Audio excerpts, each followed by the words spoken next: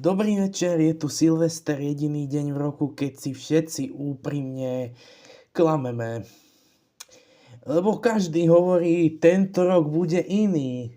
Hej, jasné. Ja mám 20 rokov a na Silvestra mám rovnaký plán ako každý rok.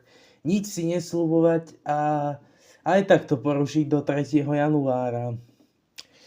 Viete, mladí si hovoria, že začnem cvičiť, stredná generácia začnem šetriť, starší hlavne nech ma nič nebolí. A vesmír sa na to len smeje, hej. Najlepšie sú novoročné predsavzatia, hej. To je jediný plán v živote, kde nevadí, že nemáš plán. Ja som si raz povedal, bude menej na mobile, hej. A hneď som to išiel napísať na mobil, aby som na to nezabudol. Mladí dnes radšej riešia psychiku, motiváciu, seba poznanie. Starší hovoria, za našich čias nebola depresia, hej.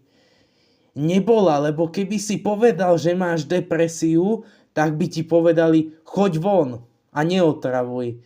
A ono to nejako fungovalo.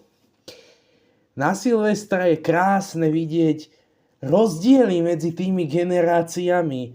Mladí, že kde sa ide piť? Stredná generácia, že kto šoféruje? A starší, že kedy sa ide domov? A ja chcem presne medzi tým, že chcem ísť piť, ale chcem ísť aj domov, hej? O polnoci si všetci želáme zdravie. Nikto si neželá peniaze, lebo vieme, že keby prišli, tak by sme ich aj tak minuli na blbosti. Ja by som si aj kúpil niečo užitočné a o týždeň by som sa opýtal, prečo mám doma toto, hej? Ale viete, čo je na Silvestri najkrajšie? Že na pár minút sme všetci rovnakí. Mladí, starí, unavení, opití, šťastní. Stojíme, pozeráme na ohňostroj a hovoríme, možno to fakt bude lepšie. A ak nie, tak o rok si to povieme znova. Tak vám prajem všetko dobré do nového roka, hlavne zdravie, aby ste mali aspoň jeden dôvod sa smiať. Ďakujem.